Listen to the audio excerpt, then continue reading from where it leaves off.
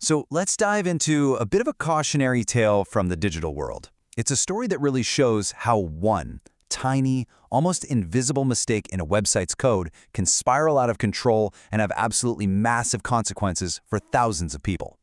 And no, that's not being dramatic. This quote really gets to the heart of it. We're talking about a single point of failure, one little crack that a clever attacker was able to exploit. It created this huge domino effect that compromised account after account. It's a pretty stark reminder that sometimes our entire digital security is just one domino away from toppling over. Okay, so what was this simple yet totally devastating mistake? Well, the weapon used in this attack is a vulnerability with a short, kind of technical-sounding name, but the concept itself is surprisingly straightforward. It's called XSS. All right, think of any website where you can type something in. A search bar, a comment section, your profile page.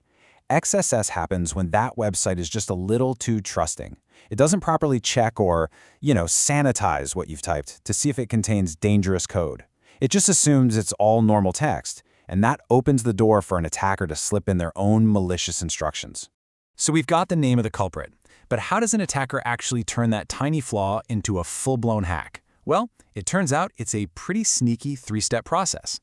The whole thing is this simple but kind of brilliant three-step trap. First, the website is careless. It doesn't check what users are typing in. Second, the attacker finds this weak spot and plants their malicious code. But here's the really crucial part. Step 3. That code doesn't just run on the attacker's computer. No, the website saves it, and it just lies there waiting. And then it runs in the browser of the next unsuspecting person who visits that page, stealing their data without them even knowing it.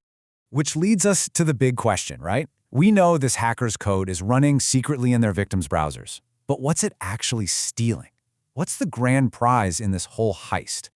Well, the target is something called a session cookie. The easiest way to think of it is like a temporary digital keycard.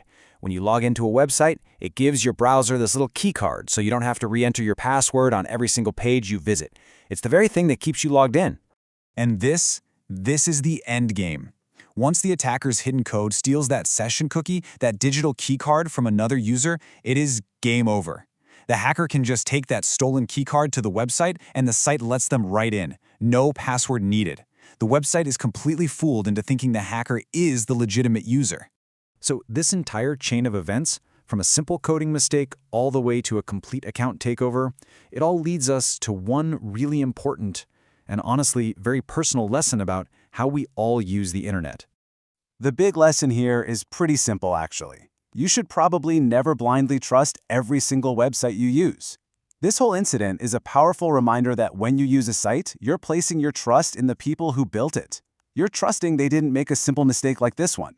Because the truth is, not all sites are created equal, and some are just way more secure than others.